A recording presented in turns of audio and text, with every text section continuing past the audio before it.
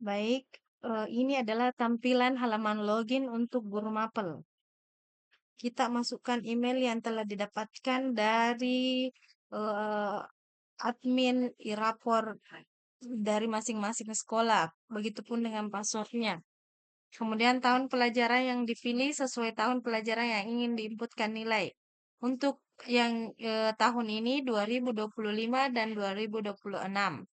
Kita pilih centang boleh, tidak boleh. Kita pilih login. Kemudian ini ada tampilan beranda, referensi, nilai akademik, profil pengguna, dan pusat unduhan. Untuk halaman beranda itu tampilannya seperti ini.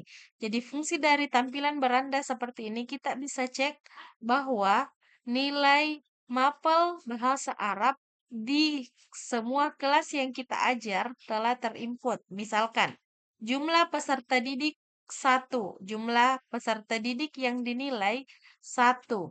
Kita pilih detail supaya kita mengetahui bahwa dengan atas nama siswi ini nilai akhirnya sudah masuk, kemudian capaian kompetensinya juga sudah terinput.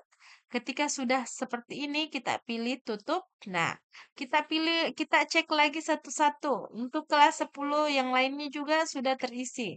Kita lihat, untuk kelas 11 ini jumlah peserta didik 10, namun jumlah peserta didik yang dinilai ada 9 orang. Artinya ini kurang satu. Kita lihat.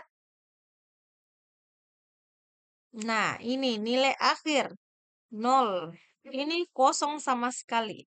Ini tidak ada capaian kompetensi. Kemudian, jumlah peserta didik pada kelas 12, 21, sedangkan yang dinilai 20. Sama seperti tadi yang di kelas 11 TJKT.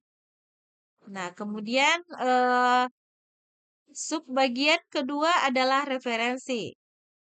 Pertama ini peserta didik, kita pilih peserta didik aktif. Kita lihat jumlah siswa yang tertera. Seperti ini, detailnya kita hanya bisa melihatnya. Ini seperti ini. Nah, seperti ini.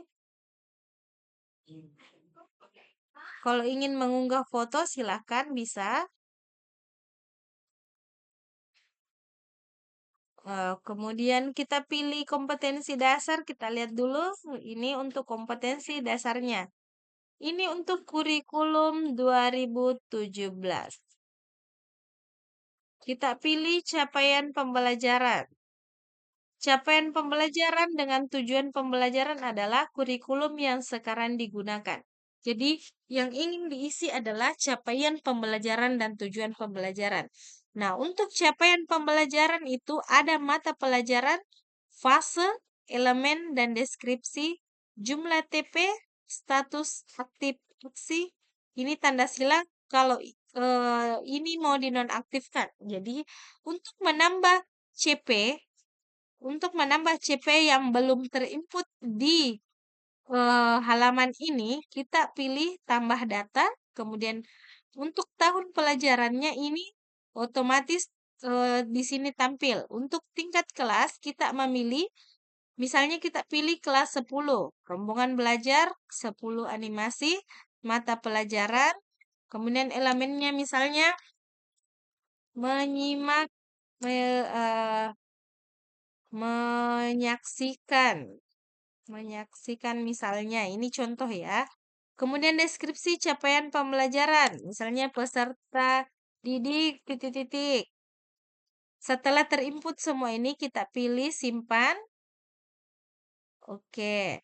Di sini tidak akan tampil apa yang tadi telah diinput karena untuk halaman ini, untuk halaman guru yang bersangkutan ini telah menginput beberapa CP. Jadi kita lihat di halaman kedua. Nah, ini tadi yang telah kita isi, menyaksikan. Fase E. Kenapa di sini tampil fase E? Karena kita tadi memilih kelas 10. Kelas 10 itu masuk di fase E. Nah, ini menyaksikan tadi elemen yang kita ketik. Begitupun dengan deskripsi yang kita ketik tadi, peserta didik titik-titik. Setelah itu, Setelah ini terinput, kita ke tujuan pembelajaran. Nah, untuk tujuan pembelajaran, ini kita bisa mapping kalau CP yang telah diinput masih itu yang masih yang digunakan yang ada di sini, kita tinggal mapping saja. Kalaupun tidak, maka kita pilih tambah data. Sama seperti tadi, pilih tingkat kelas, pilih rombongan belajar, pilih mata pelajaran, kemudian pilih capaian pembelajaran yang ingin dipilih, yang sudah dibuat sebelumnya tadi, capaian pembelajaran yang kita buat tadi, yang ini. Kemudian ini template Excel. Template Excel ini adalah templatenya tujuan pembelajaran. Kita pilih saja unduh. Kita buka dulu.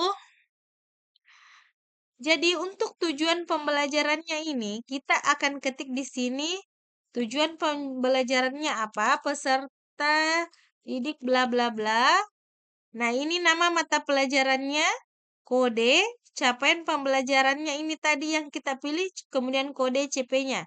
Setelah kita ketik di sini, tujuan pembelajaran yang kita gunakan, kita simpan. Kemudian kita unggah yang tadi sudah kita isi. Nah, ini sudah masuk, maka kita klik simpan. Ini rombel 10 animasi CP-nya yang ini. Kemudian fase deskripsinya ini. Nah, kenapa di bagian ini ada 2 rombel? Karena rombel yang sama menggunakan CP dan TP dan deskripsi yang sama. Kalaupun kita ingin menggunakan hal yang seperti ini, kita tinggal pilih mapping, kemudian pilih tingkat kelas, kemudian kita pilih, kan tadi sudah ada 10 animasi, berarti kita tinggal pilih 10 TJKT.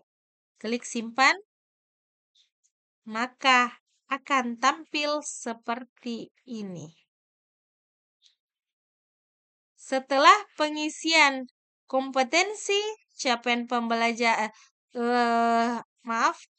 setelah capaian pembelajaran dan tujuan pembelajaran diinput, kita masuk di bagian nilai akademik. Kita pilih asesmen sumatif, tingkat kelasnya kelas 10, rombongan belajar, kemudian mata pelajaran. Nah, ini ada 2, sumatif lingkup materi dengan sumatif akhir semester. Sumatif lingkup materi, TP-nya ini ada 4, karena ini tadi yang kita buat. TP peserta didik ini kita buat. Nah, kemudian kita simpan nilai di sini, kita input nilai di sini, maka akan tampil nanti di asesmen sumatif akhir juga. Setelah nilai diinput, klik simpan. Oke, berhasil. Kemudian kita pilih lagi tingkat kelas yang sebelumnya kita pilih. Begitupun rombongan belajar, mata pelajaran. Nah, untuk jenis asesmennya tadi sudah selesai sumatif lingkup materinya. Kita pilih lagi sumatif akhir semester. Untuk sumatif akhir semester itu ada 2 pilihan, non-tes dengan tes.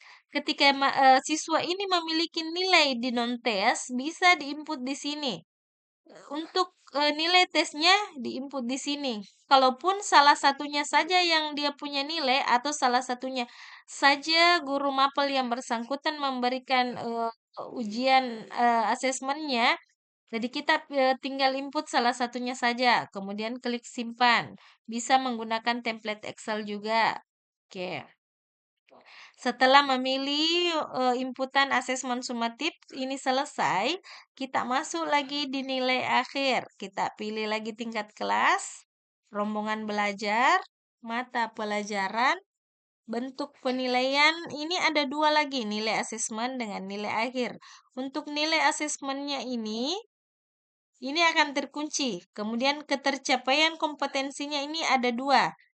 tercapai dengan tidak tercapai. Kalau tercapai, kita pilih tercapai. Kalau dia tidak tercapai, kita pilih tidak tercapai. Misalnya ini tadi deskripsi tujuan pembelajaran. Nah, ini tadi yang sudah kita buat, peserta didik, titik-titik.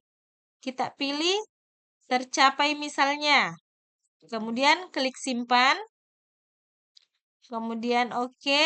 Nah, untuk ini tadi kan dua juga pilihannya di bentuk penilaian. Kita pilih lagi tingkat kelas, rombongan belajar, dengan mata pelajaran yang sama juga, kemudian bentuk penilaian. Tadi kan sudah asesmen, nah sekarang kita pilih nilai akhir.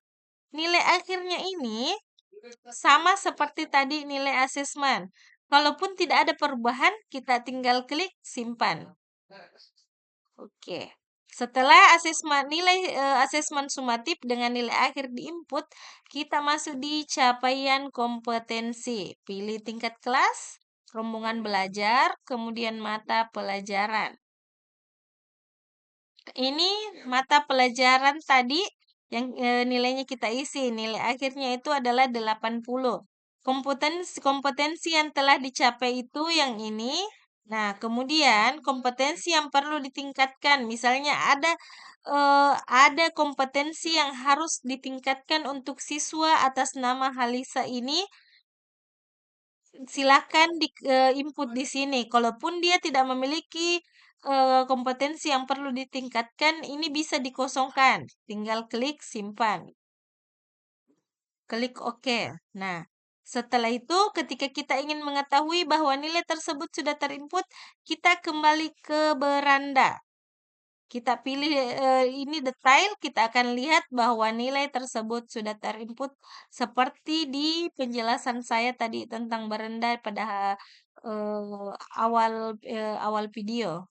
Nah, kemudian untuk profil pengguna, ini kita bisa isi nama guru mapel yang bersangkutan, email guru yang bersangkutan, kata sandi baru, konfirmasi kata sandi.